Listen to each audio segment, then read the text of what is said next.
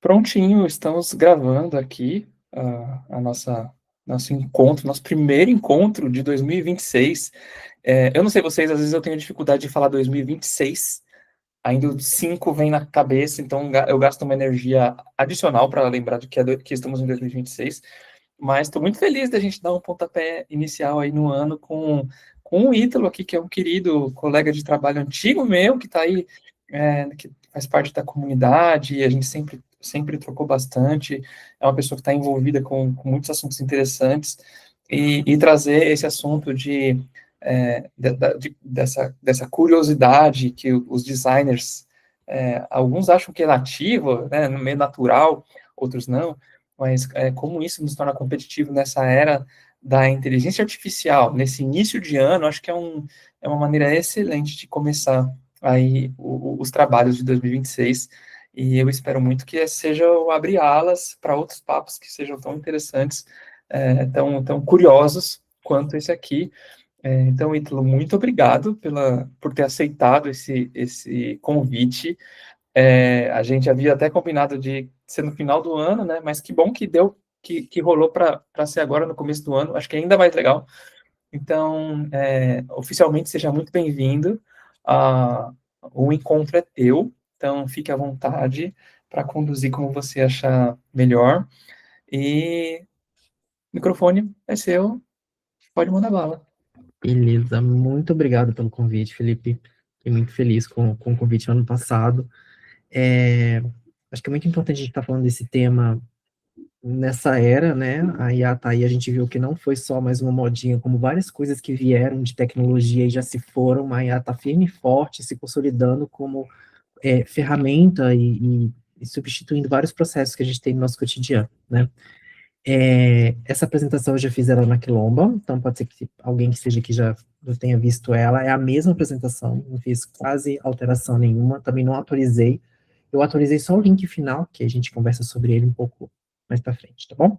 Mas hoje o meu papo aqui com vocês é como a curiosidade te torna competitivo na era da IA, tá? E curiosidade, eu estava até com um papo antes aqui com o Felipe, ela está muito ligada com criatividade. Então as coisas meio que se permeiam aqui e a gente vai tentar falar um pouco sobre isso também. Por que que eu comecei, que eu tive ideia dessa palestra, né? Eu trabalho com a IA já tem algum tempinho, e aí um amigo meu me mandou essa mensagem aqui, que a IA não ajudou, ele perdeu um dia inteiro tentando fazer um fechamento de pesquisa, e aí eu indaguei ele o que que ele fez para essa pesquisa ser fechada ali dentro da IA e por que que ela deu errado. Ele simplesmente subiu um PDF dentro do GPT com 47 transcrições de entrevistas e pediu para ele fazer o fechamento da pesquisa, né? Eu acho que quando a IA surgiu lá atrás, muita gente tinha esse gatilho, né, de pedir coisas rápidas e achar que era entender todo o contexto por trás do seu pedido. E aí eu mandei esse link para ele, que a gente vai falar um pouco mais sobre esse link, e depois eu discorri a conversa e ajudei ali com um processo correto de fazer isso, né? E aí eu tenho duas perguntas. A ferramenta foi o problema ou o erro estava na pergunta que ele fez, né, no comando que ele deu ali para a IA? O que que vocês acham aí? Pode colocar no chat ou pode abrir o microfone e falar sem nenhum problema. Um de cada vez. Eu acho que, na verdade, a ferramenta ela é uma extensão do que a gente está pedindo, né? Então, o erro com certeza estava na pergunta para mim. Boa. Bacana. Mais alguém? Eu também acho que o problema principal está na pergunta, e é até engraçado porque tem alguns memes que falam assim, minha chefe pedindo para o GPT. Aí, olha, esse aqui é o contexto, é assim, assim, assado, e aquelas linhas, e a minha chefe me pedindo uma coisa, tipo, faz a tarefa, tipo, sem contexto nenhum. Então, eu acho que assim, a questão foi como Boa. a pergunta foi feita, mas também, aí, enfim, acrescentando, talvez tenha a ver com subir um PDF só com 47 sem trabalhar esse contexto, né, sem dar esse contexto também é um problema, com certeza. Mas acho que a raiz está na pergunta. Assim, vamos colocar 10, 90, 80, 20, né?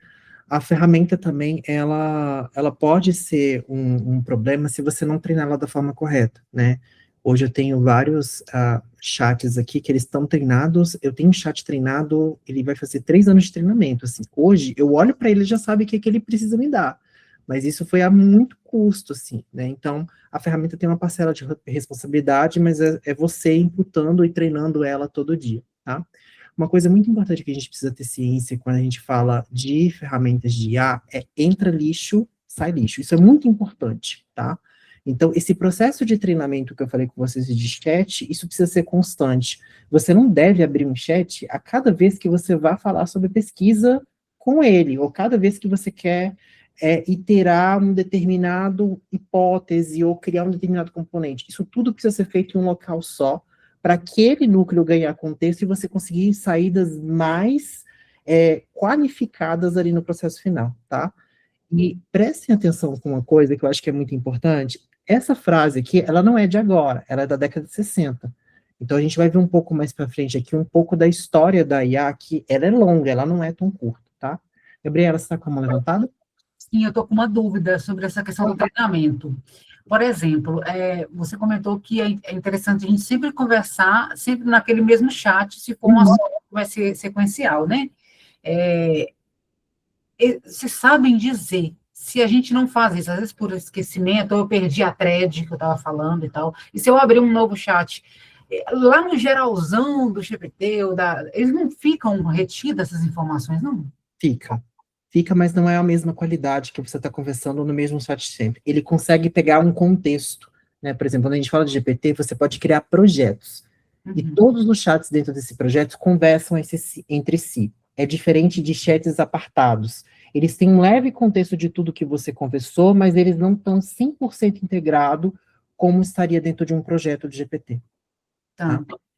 Então, o ideal é que você crie um projeto e dentro desse projeto você pode ter vários chats, porque eles conseguem interagir dentro deles. Mas aquelas interações soltas que ficam ali embaixo na barra de GPT, aquilo não é legal, ele não te dá uma entrega saudável, assim. Pode parecer que tá bom, mas não tá tão bom assim. Perfeito, obrigada. Beleza? Voltando naquele link que eu mandei para o meu colega, né? E aí, por que eu trouxe essa palestra, né? Montei esse conteúdo aqui? Apenas 5% dos programas pilotos de inteligência artificial conseguem impulsionar rapidamente a arrecadação de uma empresa, tá? Isso aqui é uma matéria do exame. Ela é uma matéria, deixa eu me recordar aqui de que data que ela é do ano passado. Ela é de agosto do ano passado. É uma matéria até recente, assim. Então, o MIT fez esse levantamento e entendeu que principalmente startups conseguem ter esse ganho, ou seja, eles estão dentro desses 5% aqui, mas empresas grandes, consolidadas, com processos muito robustos, elas não conseguem colocar IA para rodar e trazer ganho financeiro disso, né? Porque não consegue substituir, quer usar ela como processo e não como ferramenta do processo, e não sabe metrificar também esse ganho de tempo, né? Talvez o que eu faço manualmente, eu consigo fazer um pouco mais rápido que vários processos rodados em IA. E às vezes tem coisas que eu faço que a IA, com 5 segundos, ela consegue entregar algo ali. Então, a gente precisa ter essa metrificação também, eu vou falar um pouco sobre isso, tá? E é agora. Aqui eu trago uma coisa muito importante, que não tem só a ver somente com IA, tá? Mas com o nosso processo de trabalho como designer. Nosso trabalho precisa traduzir em efeito, né? Uma entrega que eu faço, ela precisa ter efeito para pessoas, para acessos, para qualidade e também para o negócio, trazendo dinheiro. Isso como designer. Quando eu entrego uma jornada, eu espero que aquela jornada tenha um objetivo e aquilo traga algum valor para o produto, para a empresa ou para a sociedade como um todo, né? Projetar é gerar um impacto mensurável, financeiro não, né? Um bom designer aqui, eu estou falando do que está sendo entregue, ele precisa mexer em indicadores. Se ele não mexe em indicador, ele é só um fator estético, não tem o porquê disso. E a IA é a mesma coisa, quando eu pauto em colocar IA dentro de um processo da empresa, eu preciso saber se isso está movendo algum tipo de indicador. Porque senão é mais uma ferramenta que eu estou investindo grana ali e não está trazendo retorno, né? Então, isso é um grande problema.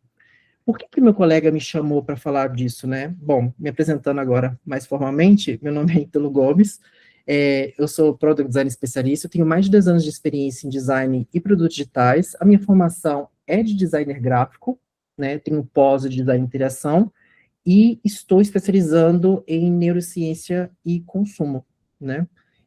Hoje eu atuo na Lip, que é uma startup com foco em contratação e gestão de pessoas, e atualmente na Lip, 70% do meu processo para a construção de design em si, de entregáveis, ele utiliza IA, né? Então, quando eu já cheguei, a empresa já era assim.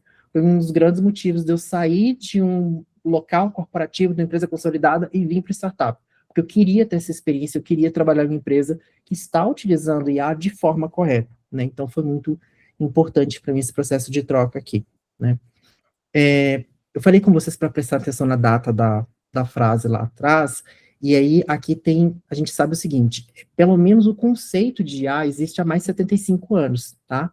A interface prática, que é o que a gente utiliza hoje como GPT, Claude, entre outros, existem pouco mais de 5 anos, né?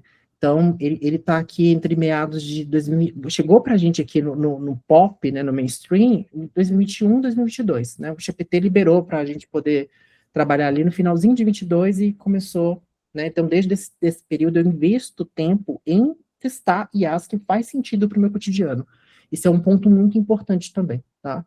Todo dia surge uma IA nova e a gente não pode entrar naquele FOMO, naquela pira maluca de querer entender tudo que está acontecendo sobre o mundo de IA. Você precisa pegar IA que faz sentido para o seu cotidiano de trabalho.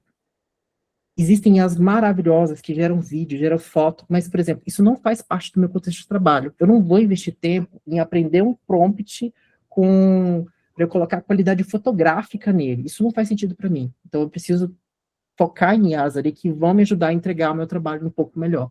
Para vocês podem ter um sentido totalmente diferente. Talvez alguém que é do audiovisual faz total sentido você investir tempo em olhar esses tipos de IA, tá bom?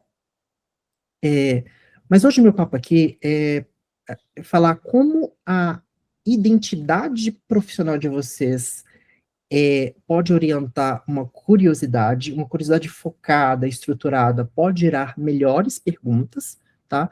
E perguntas podem virar prompts bons, que é o que a gente viu lá, o exemplo do meu colega que ele não fazia, como ele pode gerar valor, tá? Então, existe essa cadeia aqui. O que você entende como profissional, a sua curiosidade e criatividade, como você gera perguntas, transforma essas perguntas em prompt, e como você gera valor com isso, né? Entrega valor ali no final do dia, tá? Quando eu falo de identidade, não é brand pessoal, não é como você se vende, né? É sua identidade profissional mesmo. Aqui um contexto, vou dar um contexto aqui, geral, e a gente vai olhar 3 atuações de design de especialistas diferentes, tá? Analisar o abandono no checkout de um e-commerce. Quando eu falo de acessibilidade, eu preciso entender, quando eu falo de um designer que tem essa visão de acessibilidade, ele vai olhar quem são as pessoas que precisam de acessibilidade na sua base, por exemplo, né? Na nossa base ali de compra, quantas são as pessoas que realmente necessitam de acessibilidade e como eu posso melhorar isso dentro do processo de compra?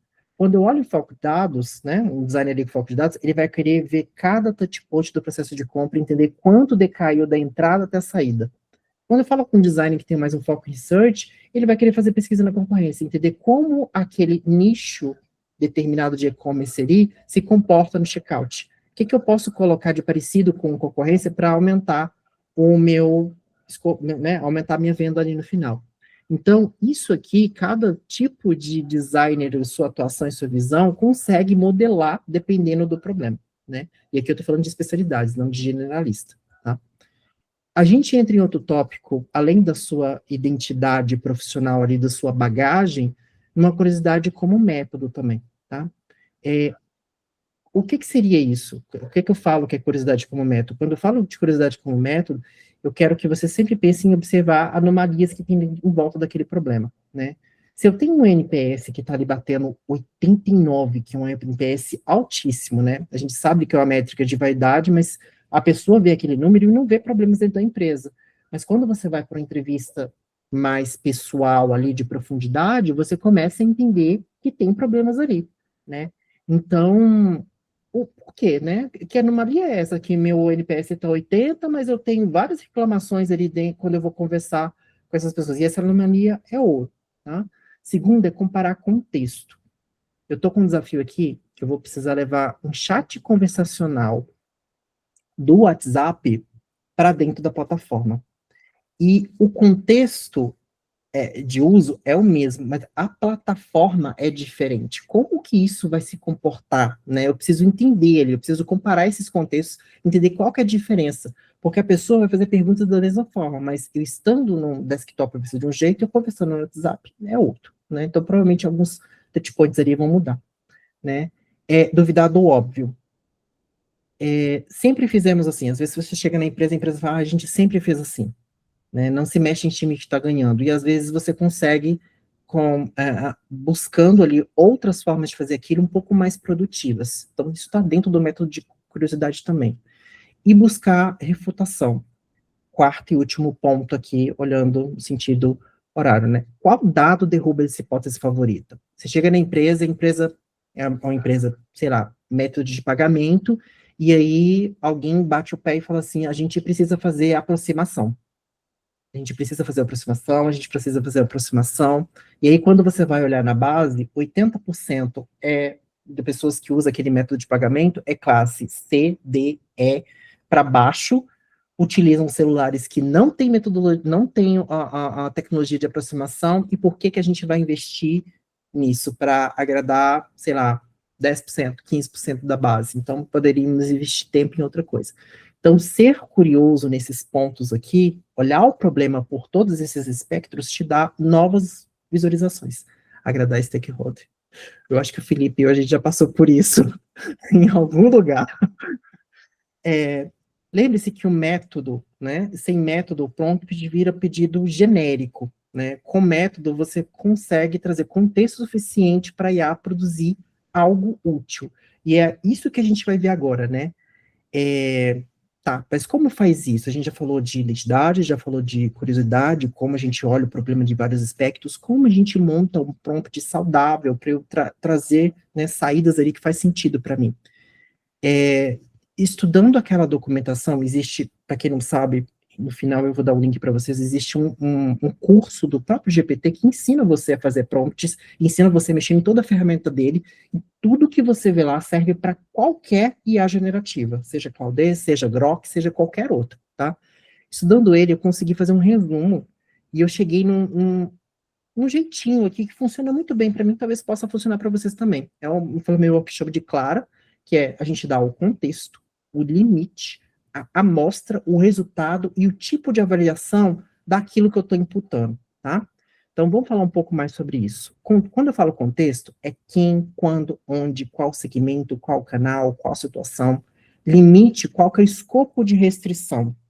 Qual o tamanho que eu quero, qual a cor que eu quero, qual que é o formato de saída, se eu quero texto, se eu quero que ele gere para mim sei lá, um relatório, se eu quero uma planilha, né? A amostra é sempre bem-vinda. A amostra, ela alimenta o contexto. Exemplos de entrada, saída, para guiar de como que ele vai criar isso. Tem a questão também dos resultados, como eu quero essa saída, qual que é a métrica, qual que é o formato, se eu quero em planilha, se eu quero do jeito que eu quero, eu coloco ali qual que é o resultado esperado nisso. E a avaliação, eu sempre verifico ali, como eu vou verificar a qualidade disso? Quais são os riscos? Qual é o viés? Qual que é a contramétrica, né? Que isso é muito importante. A gente vai falar um tópico um pouco mais pra frente, que do otimismo da IA. E se você não tem uma avaliação do que ele está te integrando, ele pode te entregar algo super otimista que não vai funcionar para você, tá?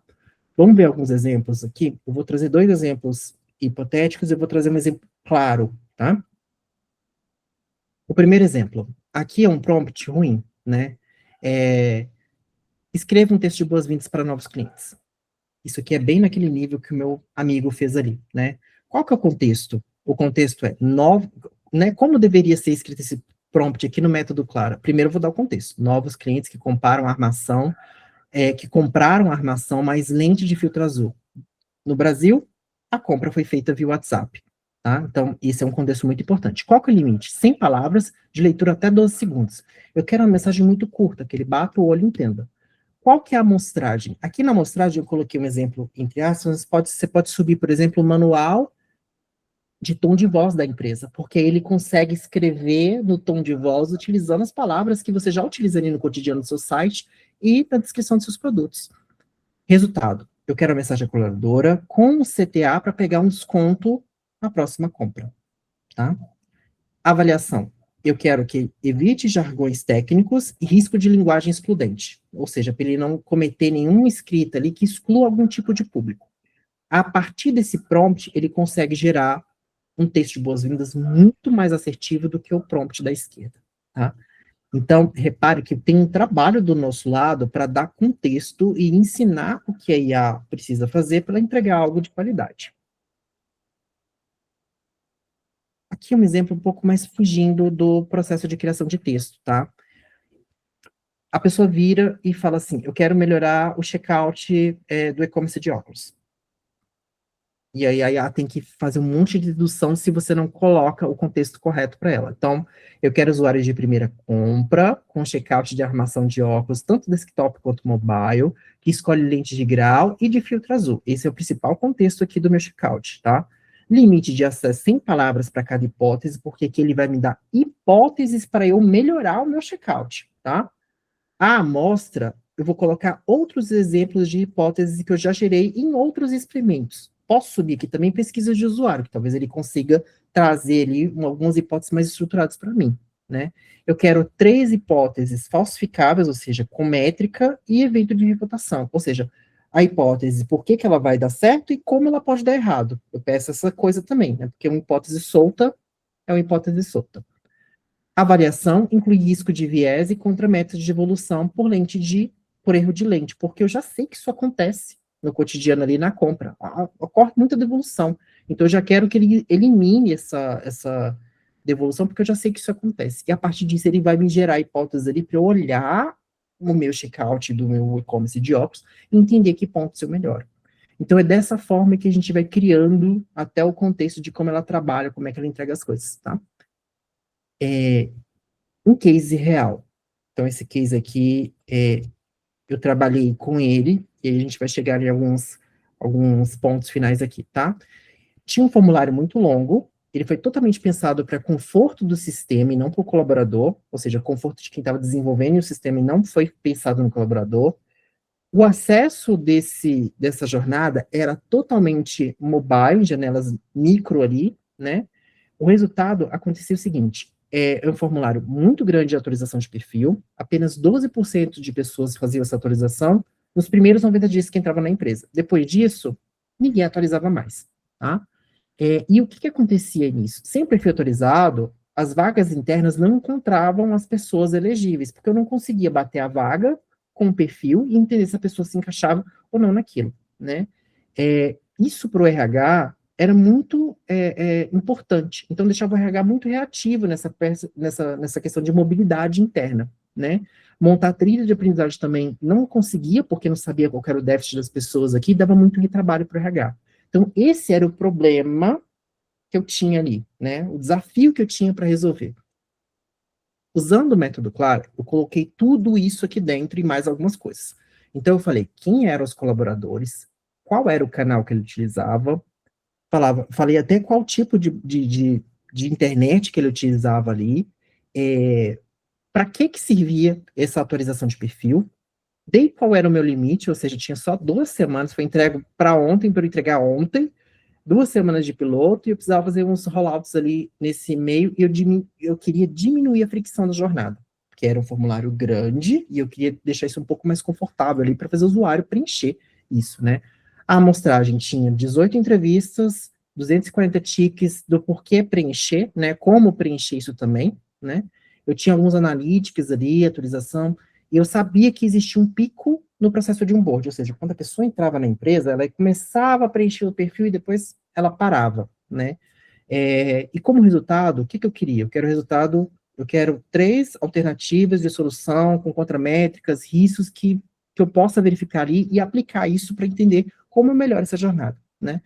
Eu aceito apenas propostas que citem fontes da amostra, e aqui eu estou pedindo ele para citar pontos da pesquisa que apareceu ali com as entrevistas, né, para ele não me dar coisas soltas e só por entregar, e definir ali para ele pedir, essa entrega ele tinha que entregar para mim ali, definir rastros de auditoria também, né, eu queria que ele, quando ele me entregasse essas soluções, em que ele se baseou nessas soluções, né, em qual pontos ali da entrevista, quais dores que ele identificou no meio dessas entrevistas que está trazendo essas soluções. O que ele me entregou, né? Ele me entregou um fluxo de microjornadas mobile first, né? Cargo, competência, comprovante. ia de forma progressiva, não aparecia um formulário inteiro, ele subdividia o formulário ali em vários pedacinhos que faziam mais sentido para determinados tipos de trabalhadores. Ele tinha um próximo melhor campo, dependendo do tipo de senioridade da pessoa, né? Opa, perdão. As mensagens entre um preenchimento e outro são mensagens de engajamento com algumas questões ali de vieses que faz a pessoa preencher mais o campo. Então, libere uma vaga interna em 2 cliques para quem está buscando mobilidade, por exemplo. Ganhe recomendações de mentoria ao completar a sua experiência. E aqui ele trouxe uma linguagem simples, sem jargão e com um CTA por mensagem. Isso aqui foi toda a saída que ele me deu para eu poder aplicar. Eu apliquei tudo isso? Não, não apliquei tudo isso. Isso aqui são sugestões, né? E isso é muito importante, a gente vai falar um pouco sobre isso. Ele falou aqui qual que é a medição, que eu devia medir a quantidade de entrada, fazer teste AB. Ele me deu até uma ideia de colocar um totem em vez das pessoas utilizarem só o celular. Ou seja, a pessoa passa, né, o trabalhador passa ali numa área interna da empresa, tem um totem, vai lá e acaba de preencher o perfil dele. Tem a questão de riscos também, ele levantou todos os riscos de viés, né? Qual canal que é melhor, mobile ou totem, qual que é a sazonalidade, o letramento digital também é um ponto importante para entender por que as pessoas não estavam preenchendo, e verificar as amostras aqui. Fiz tudo isso, gente? Não fiz, tá? No final, o que a gente fez aqui a gente juntou um pouco das ideias dele e colocamos um chat dentro do WhatsApp que a pessoa ia conseguindo conversando, respondendo as perguntas, e isso já ia preenchendo o perfil dele. A gente conseguiu chegar nessa saída baseado no que ele foi me entregando aqui, que foram algumas ideias, e chegamos ao resultado que a gente queria no final, né? Manter ali sempre a atualização do perfil em dia e resolver as dores do RH, que era o mais importante. Então, fica uma coisa muito importante. A gente não deve romantizar a IA nunca, né? Isso aqui que ele me entregou foi o que ele me entregou. Se eu vou fazer ou não depende da minha bagagem, né? Entender ali qual que é o meu contexto dentro da empresa para saber se dá para fazer tudo isso ou não. Então, primeiro, sempre cita as fontes, tamanho de amostra.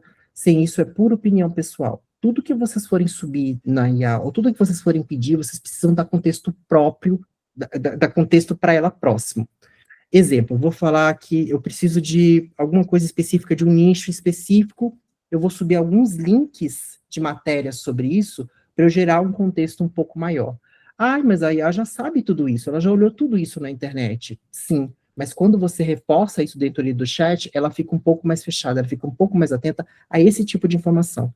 Então, sempre é bom você dar fonte para ela, para não virar aquela coisa ou opinião própria sua, né, ou algo que a IA só produz ali por cuspir palavras mesmo, tá?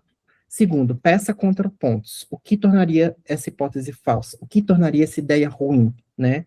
Se a IA não consegue te responder isso, é legal você não confiar, porque ela só mistura um monte de palavra ali e jogou na tela para você, tá? Existem sempre exemplos negativos, né? Quando não usar, a IA tem viés otimista, e isso é sempre importante a gente ter em mente. Ela vai querer te entregar, independente do que aconteça, né? O Felipe falou sobre aquele meme, né? Mas existe um meme, por exemplo, a IA precisa salvar a raça humana, nem que para isso ela tenha que acabar com a raça humana, né? Então, qual que é o maior perigo? Salve a raça humana. Qual que é o pior perigo para a raça humana? A raça humana. A IA vai lá e acaba com a raça humana. Ela tem um viés otimista, ela vai sempre te entregar algo independente do que esteja ali na frente dela, né? Teste a leitura com um público diferente, falando de viés de novo, entender se aquilo ali tem algum viés, alguma coisa ali do tipo de IA que você está utilizando. E quinto, mais importante, que foi o que eu fiz no exemplo de cima. Tudo que ela te entrega ali é hipótese. Quem decide é você, tá? Ela só sugere. Você não vai executar 100% do que ela está falando sempre, tá? Então tenha esse discernimento ali. Beleza? Vocês têm alguma dúvida no framework Clara? Vocês querem falar alguma coisa? Beleza? Eu só queria dizer que eu achei muito legal, achei muito intuitivo esse. Como é que é? Não, é acrônimo, Clara. diagnóstico. Hã? Eu achei muito interessante isso que você criou do Clara, para ajudar a lembrar. E, nossa, achei muito, muito interessante mesmo. Até não é algo que eu fazia muito com intenção, talvez menos, muito mais no instinto, né? Mas uma coisa que eu costumo fazer aqui, como um adendo, para quem quiser experimentar, eu falo para a IA, olha, eu vou te mandar algumas informações, só escuta enquanto eu vou mandando, sem me mandar nada. Na hora que eu quiser que você fale alguma coisa, eu pergunto. E aí eu dou contexto, eu envio alguma pesquisa, eu falo para ela, ó, agora eu quero que você responda dessa forma, aí eu dou os exemplos. Então, mas eu acho que assim ficou tão melhor organizado, cara, parabéns, eu gostei muito. Bacana, que bom. Eu tento utilizar isso aqui no dia a dia. Às vezes, na hora do desespero, me atropelo, né? E você não precisa ter todos, tá? Você tendo 3, 4 ali, ela já te dá uma saída muito boa. Tendo 5 muito bem descritos, a entrega pode ter certeza que vai ser muito boa ali pro final. Tá bom? Independente da IA. Isso aqui é mais específico para o pessoal da área de produto, né? Aonde entre IA no meu duplo diamante, no meu dia a dia de trabalho, isso aqui é muito meu, tá? Quando a gente fala da parte de design, a gente tem a parte de descoberta, a definição, que é um afunilamento, na parte de desenvolvimento e a entrega no final, que provavelmente é o que sai ali na mão do usuário, tá? No descobrimento ali, na parte de descobrir, o que eu utilizo? A gente utiliza muito aqui na empresa o Notebook LM, que é uma IA nova do Google, se eu não me engano, ela tem uns 6 meses, mais ou menos isso, né? Eu acho que ela veio ali no meio do ano passado, acho que foi mais ou menos isso. Ela é maravilhosa, a Leila falando que ela é maravilhosa e ela está melhorando a cada dia. A gente usa ela muito para nivelar contexto. Chega com informação nova dentro da empresa, a gente não tem tempo, às vezes, de juntar todo mundo, as agendas não batem, e aquela informação é muito importante. É algo regulamentado, por exemplo, regulatório para a empresa funcionar. É uma lei. A gente entra no Notebook LM, sobe a lei, pede para formatar aquilo e gera um podcast, por exemplo. E a pessoa consegue ir trabalhando e ouvindo sobre aquele determinado tema. Ela monta a apresentação, monta um monte de coisa. Então, a gente usa muito ela para esse tipo de nivelamento de contexto e para discovery também, o pessoal de design que trabalha com discovery, ela é excelente. Ela sobe, se eu não me engano, até 20 documentos ali e você consegue ficar iterando dentro daqueles documentos. Diferente do GPT, que ele pega tudo por fora, né? Você não sabe o que está entrando aqui. Aqui você tem um controle de quais são as informações que ele está trabalhando. Ele vai trabalhar só em cima de um PDF, só em cima de uma apresentação, só em cima de uma planilha. O que você colocar dentro daquele chat é só aquilo que vai trabalhar ali. Ela é muito boa porque está estudando também, né?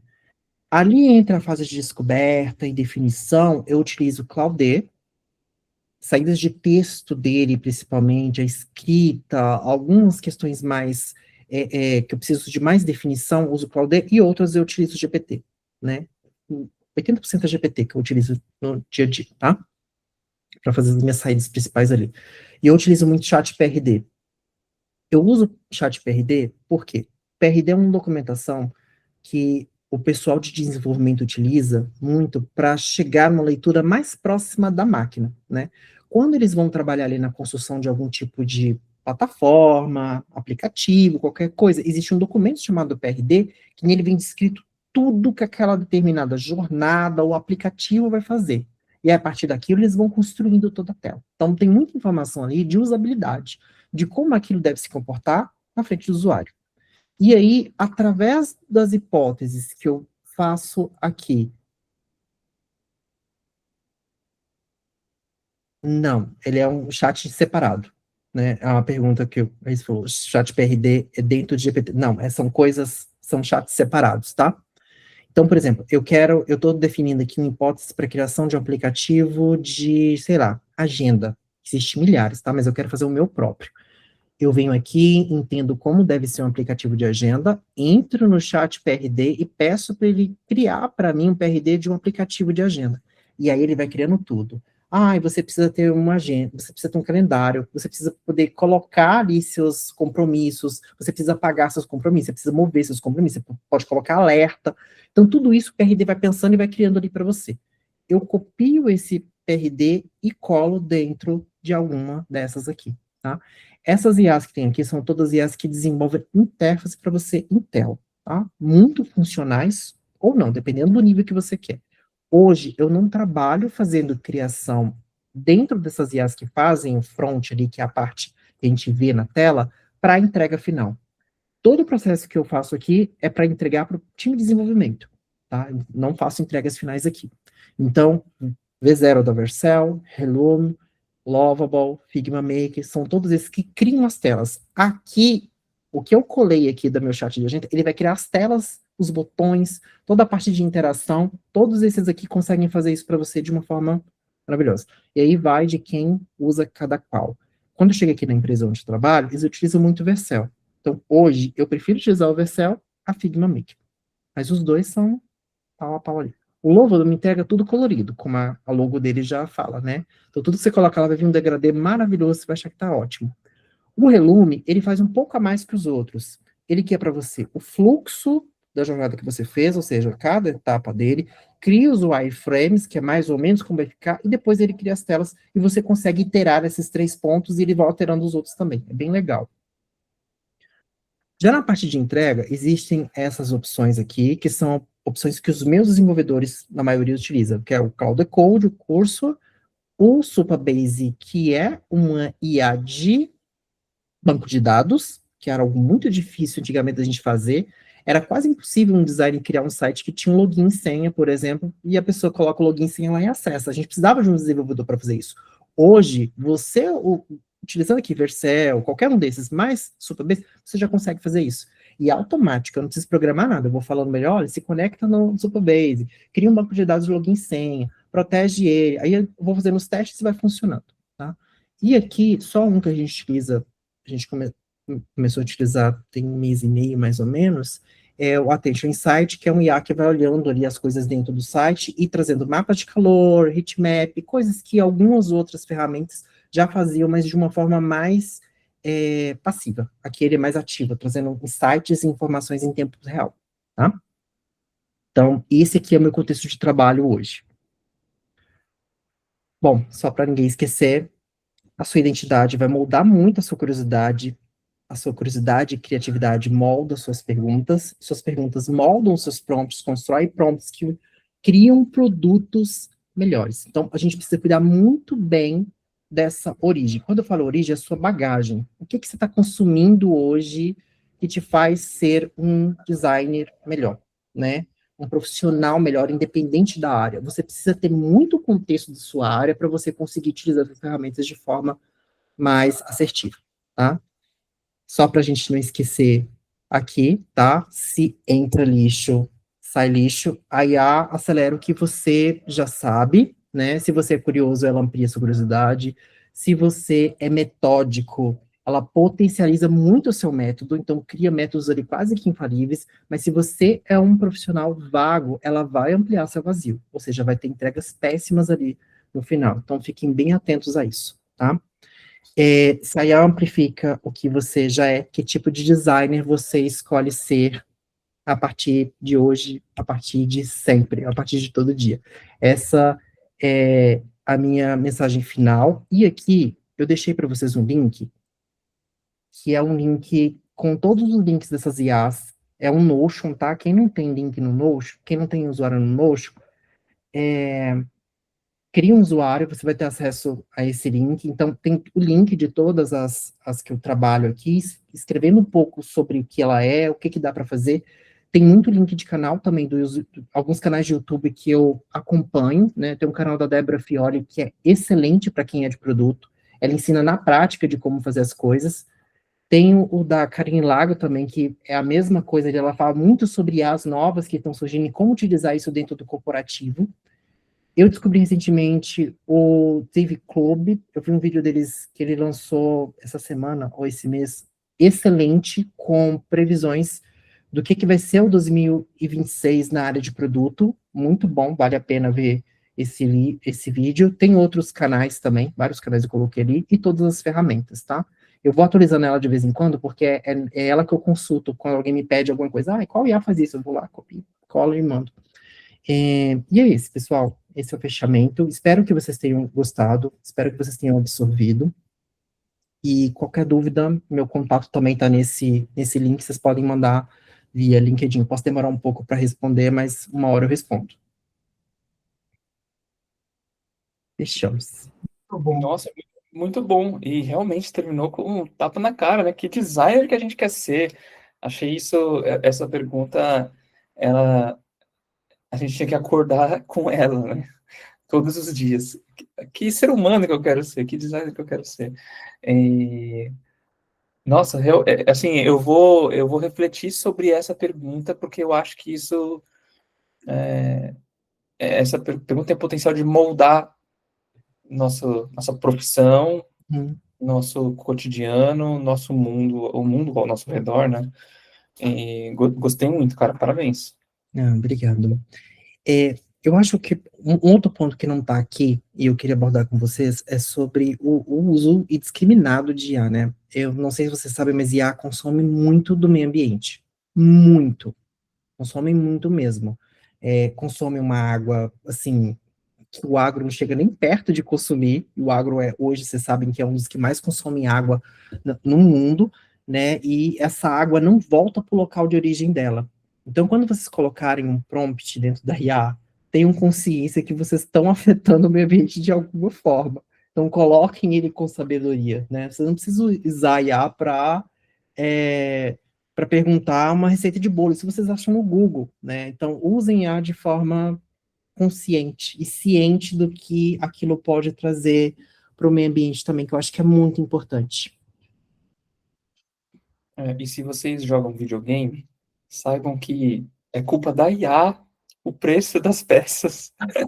Tá tudo ficando muito caro. Muito caro, né? Antigamente você conseguia. Uma das coisas que faz os videogames funcionarem, os computadores terem boa renderização, né, de vídeo, são as memórias. E as pessoas estão deixando de, né, as empresas estão deixando de vender essas memórias para público, nós, como consumidores finais, para vender para empresas de IA, porque ela consome muito dessas memórias, ela precisa rodar muito. E é isso que esquenta, e é esse esquentar que a gente precisa usar água para resfriar, e a água evapora nesse processo e vai embora para outro local, assim. Então, aonde é montado um data center, por exemplo, a água daquele lugar vai ser toda drenada. E a água vai chover em outro local, não naquele lugar que foi feito ali. Então, tenho ciência disso também, né? Tem vários fatores, mas esses eu acho que são os mais importantes, assim. Massa.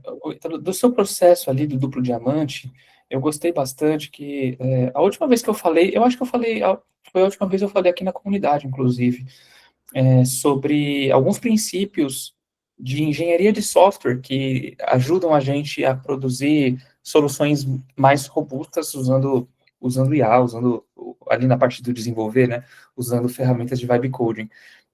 E aí você usou o chat PRD, eu não sabia que existia uma ferramenta só para desenhar PRD, mas tem uma outra documentação que eu também queria deixar no ar aí para quem quiser explorar, que se chama Minimundo.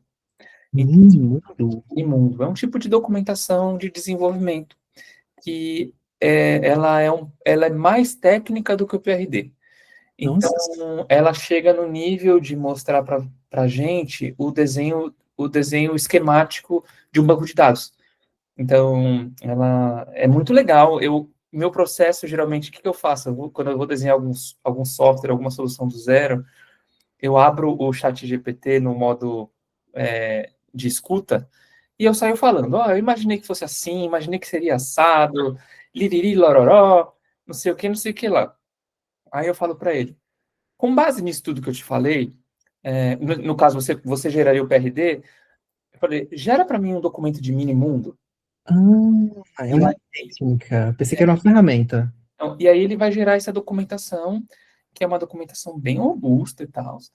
E aí, como um passo adicional, entre o definir e o desenvolver, eu peço mais um prompt, que é assim, agora, dentro dessa documentação de Minimundo, separe para mim em prompts menores, para eu imputar na ferramenta de vibe coding, de uma forma lógica.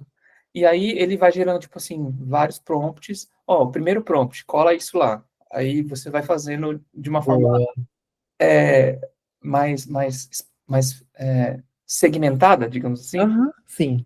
Para mim funciona muito bem. Então, para quem quiser experimentar esse método também é bem legal. Vou testar isso, tá? Vou testar isso depois. Uma coisa que eu não falei com vocês aqui, que é muito importante, a maioria dessas ferramentas aqui, elas são pagas, tá? E aí tem, o Felipe trouxe esse pulo do gato, vou trazer outro pulo do gato para vocês. Desse processo de desenvolvimento, de definição a desenvolvimento aqui também, existe uma coisa que a gente faz aqui no meio para economizar nessas ferramentas. Para quem não sabe, as ferramentas que a gente tem aqui, essas LMMs, elas funcionam por token, né? É como se eu comprasse um crédito e a cada vez que eu coloco um prompt, ele vai consumindo um pouco do meu crédito. E esse consumo de crédito varia dependendo do prompt que você coloca, da qualidade que você coloca nesse prompt. Então, aquele prompt lá em cima, fecha essa pesquisa para mim, ele consumiria uma quantidade de tokens imensa, porque a IA começa a pensar e tentar entender o que ela precisa fazer para depois te dar um resultado. Nesse processo aqui, entre a parte de definição e desenvolvimento, geralmente, quando eu vou colar aqui dentro dessas, que é esse processo que o Felipe faz, eu sempre peço para ele gerar um tipo de prompt, transformar o meu PRD aqui, que é a descrição da jornada, em JSON, que é uma linguagem muito próxima da linguagem da máquina. Ela salta de uma ponta para outra e consome muito menos crédito nesse processo.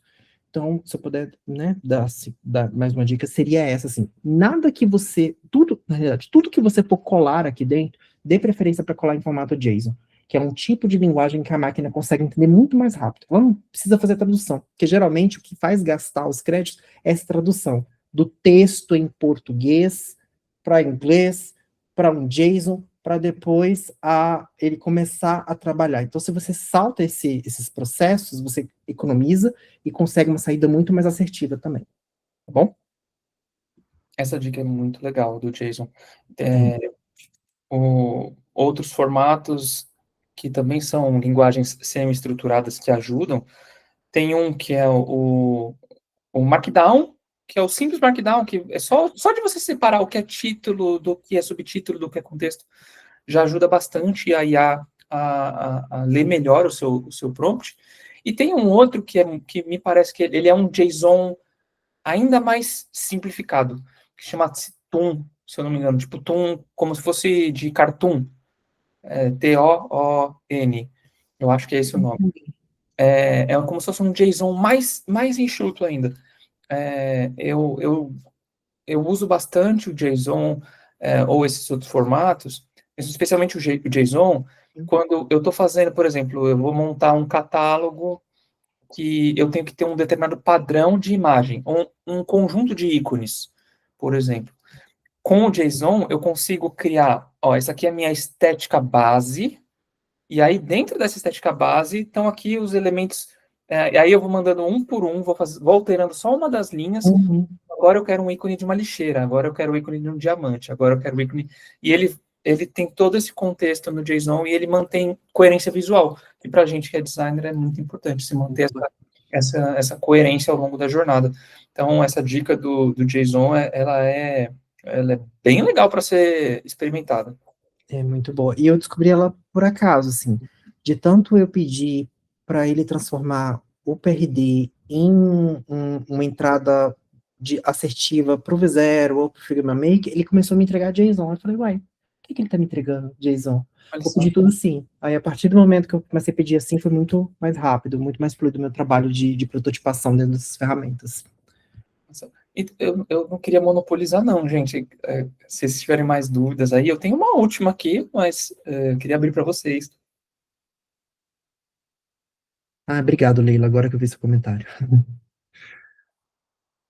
Tá, eu vou fazer uma pergunta que acho que é sobre ferramenta aqui, Ítalo. Eu vi que você colocou essa última ferramenta ali depois da fase de entrega, o Attention Insights. Eu não conheço, mas pelo que eu abri o site aqui, e eu vi que ele trabalha com áreas quentes, né? Ele faz como se fosse o eye tracking e o heatmap do site, certo? Sim. Ele funciona só com web? Até então, a gente só usou ele com web aqui. Eu não tive necessidade de usar ele com mobile. Por isso que a pessoa já utilizava ele, né? Porque minha plataforma é toda desktop. Então, acredito que sim, tá? Tá. Não utilizamos também a questão do eye tracking. Não. Isso... Muito tempo atrás, eu usei uma ferramenta que se chamava Visualize. E ele simulava o eye tracking. O que era muito legal, porque você conseguiu... Usando essa ferramenta que foi descontinuada depois, eu consegui justificar umas tomadas de decisão em tela muito massa. Tipo assim, ó, eu tô colocando esse botão nesse lugar aqui, porque a IA previu que o olho do usuário vai fazer esse caminho, e aqui essa região é mais correta, etc, etc.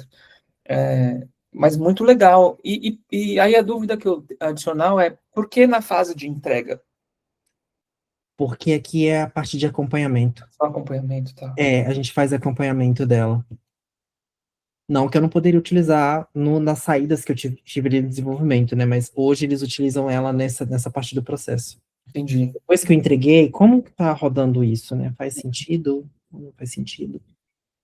Hoje lá na empresa a gente usa o UX Scan, que ele é uma implementação que você põe no seu site, é um serviço, e aí ele lê todas as...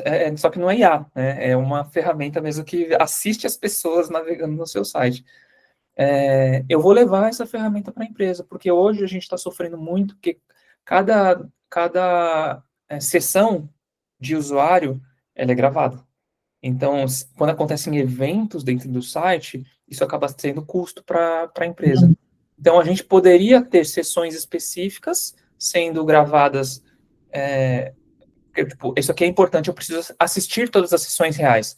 E o que for menos crucial, eu poderia usar uma IA para fazer essa previsão. Boa.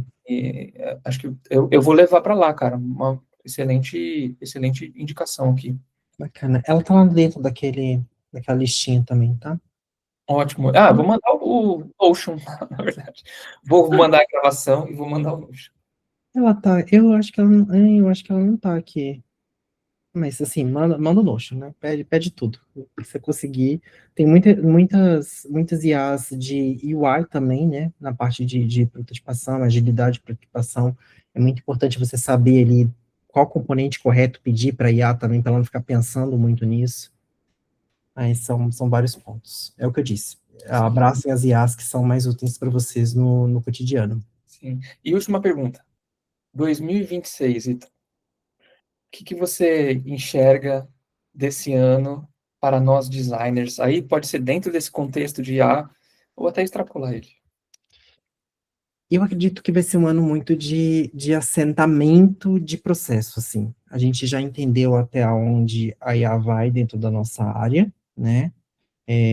Aqueles alarmes que soaram, vai substituir todo mundo, aquilo já deu uma baixada agora, a gente já entendeu que a gente precisa colocar IA dentro do processo de trabalho, e eu acho que vai ser mais essa consolidação. Como vai ser esse processo de trabalho dentro das empresas utilizando IA?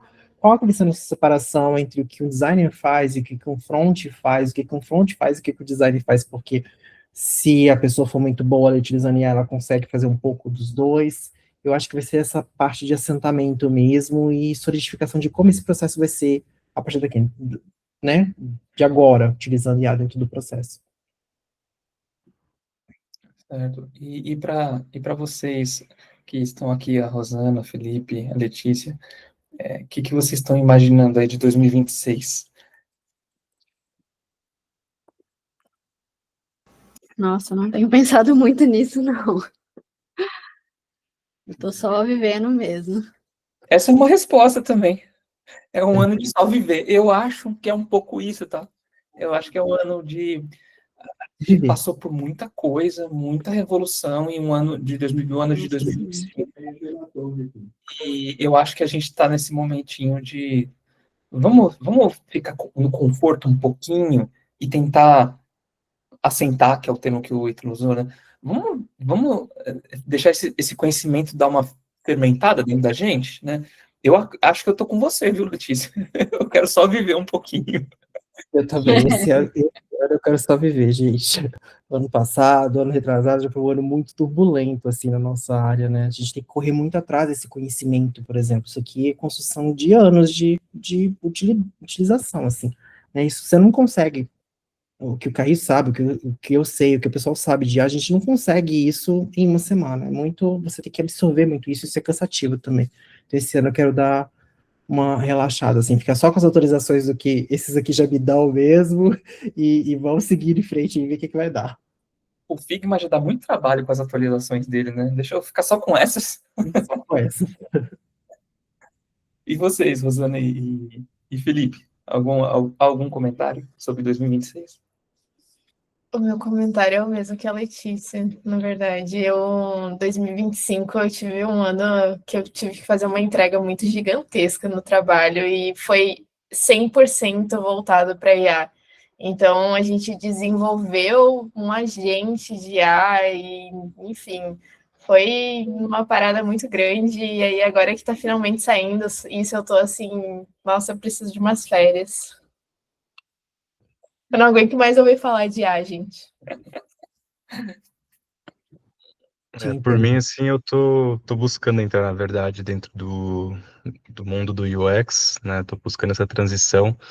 Então, quando eu vejo, tipo, essas apresentações, para mim, acaba sendo muito bom para saber um pouco quais IAs que estão no mercado, quais que vocês estão utilizando, mas ao mesmo tempo dá um pouco de desespero por pensar, nossa, é tanta coisa e eu sinto que eu tô tão para trás, tipo, tentando entrar nesse mundo e as pessoas parece que elas já sabem muita coisa, sabe? Então acho que esse ano é mais um ano de eu colocar o pé no chão e tentar ir acompanhando as coisas aos poucos, assim, e conseguindo consolidar dentro do mercado, principalmente, sabe? Eu te entendo, cara. É muita coisa diferente todo dia, muita ferramenta nova. Dica que você não me pediu, mas eu vou dar, foca em princípio. Porque se você focar nos princípios, no básico do que é design, isso que o Ítalo trouxe aqui, como é escrever um bom prompt, você vai ser a prova de novas ferramentas. Tudo que surgir, você vai pegar muito rápido, porque você tem os princípios bem com o conhecimento dos princípios. Sim. Então, desculpa, no momento eu estou fazendo um curso, né, de UX do Google, e a gente tem que desenvolver um projeto, tudo, então eu estou construindo meu primeiro portfólio. E aí eu quero acabar esse projeto, assim, para até poder entrar em contato com vocês, assim, que já são da área, até para poderem ter uma conversa mais de ver o que tá legal, o que quiser melhorar, enfim, mas para poder crescer nesse meio. Vai mandando lá no grupo, sem medo. O medo a gente tem. Seguro. Esse medo você não pode ter, assim, só entrega e fecha os olhos, que é o que a gente faz no dia a dia de trabalho, a gente só entrega e fecha os olhos. Tem um passo de fé, né, de certa forma. A gente nunca sabe se a gente está 100% certo. Acho que ninguém sabe. Ninguém. Então tem aquele momento que é o momento que mais dá frio na barriga, que é assim, acho que é isso. E joga pro mundo. Nunca tem, o produto nunca está pronto. O que você entrega nunca vai estar pronto, porque ele depende de uma ponta, que é o usuário, e o usuário muda, né? As interações que a gente tinha com redes sociais, com vários tipos de site, com vários processos de compra, há 4 anos atrás, eram hoje são outros.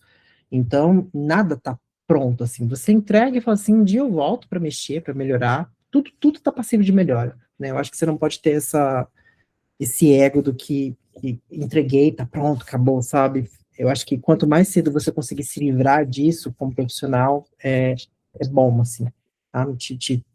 Só entrega, igual o Felipe falou. E eu reforço o que o Felipe falou, tá?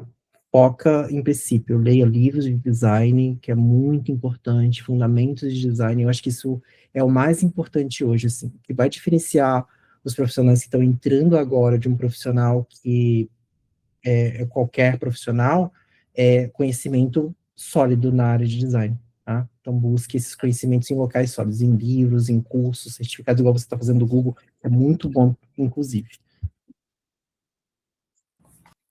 Deixando meus 10 centavos de contribuição também, ano passado eu fui na UX Conf e esse foi o assunto principal, né? A gente estava falando sobre o que não muda, e é realmente a parte de princípios. Então, eu vejo hoje muita profissional que entra e se baseia 100% em IA para fazer qualquer coisa. E, cara, as entregas são muito perceptíveis à falta de conhecimento da pessoa, sabe? Sim. Eu agradeço muito. Acho que tem um livro, né? Acho que é o Daniel Furtado, acho que já vi algumas pessoas comentando. Mas também, se tiverem outros, depois podem jogar no grupo lá para mim, que vai me ajudar. Acho que a gente podia criar um repositório de leituras no grupo lá, uma planilha, e a gente colocar as recomendações de livros. Tem muito livro. E, pô, gente, obrigado pela presença de vocês, ficaram até o fim. Último comentário, Rosana, se você depois quiser conversar para a gente, de repente, esse processo que você passou de como construir um agente, acho que é muito interessante para a gente expor isso, se você se sentir confortável e quiser trazer um conteúdo como o Ítalo trouxe aqui, seria um prazer ouvir, tá? Caraca. Então, é que assim, demorou um ano para isso acontecer e foi um produto que teve várias reviravoltas, sabe? Então, acho que eu teria mais contribuição comentando sobre todo o processo de produto que isso aconteceu do que de fato sobre o agente. Que, Não, cara, mas foi muito. esse processo. Teve um momento da minha vida do ano passado que eu pensei que eu não aguentava mais, que eu ia só tacar tudo para o alto e dizer, chega, eu não faço mais esse negócio. Você criou um agente? O que acontece? Eu trabalho numa startup que é voltada para o mercado de seguros, especificamente sinistro automotivo. E aí a gente criou uma IA que olha para... Criou uma IA não, né? Mas criou um agente de IA que olha para questão de irregularidade. E aí isso não existia até então. Então foi, tipo, realmente não tinha de onde tirar referência para criar esse negócio. Foi do zero, assim. Foi a minha primeira experiência fazendo um negócio tão complexo. E é meu primeiro trabalho. Eu tô lá faz 2 anos, então foi intenso. E eu era a pessoa responsável. Do júnior ao sênior em 24 vezes. Foi literalmente isso. Nem me fala dessa frase aí, porque isso já me deu uma dor de cabeça. Bastidores. Sim. Nossa. E aí agora a gente tá em fase de teste, né? Eu tô em teste beta com o usuário agora, mas finalmente saiu, tá rodando já. Acho que é legal, assim. De repente eu vou pensar numa estrutura aí para apresentar. Boa. Excelente. Ítalo, muito obrigado pelo conteúdo. Acho que foi bastante rico. Eu saí daqui com vontade de experimentar coisas novas, experimentar esse framework que você identificou, né, lá nesse conteúdo que você estudou, e essas ferramentas aqui que eu não conhecia, tanto o PRD quanto o Attention Insights, me deu vontade de ser designer agora às 8 da noite. Mas muito bom, cara, parabéns, obrigado mesmo. Obrigado. Bom que gostaram. O objetivo era compartilhar conhecimento. Bom, e para quem participou, mais uma vez, muito obrigado pela presença. Vai ter a gravação, vai estar disponível para depois a gente consultar isso. E, se possível, deixem lá, para quem está acho que todos vocês estão lá na comunidade, deixem lá um comentário de como foi, para a gente dar uma aquecida no grupo. Beleza? Obrigadão, pessoal. Muito obrigado pela Tchau, e até a próxima. Tchau, tchau. Obrigado, Tchau, pessoal. boa Boa noite. noite. Tchau, tchau.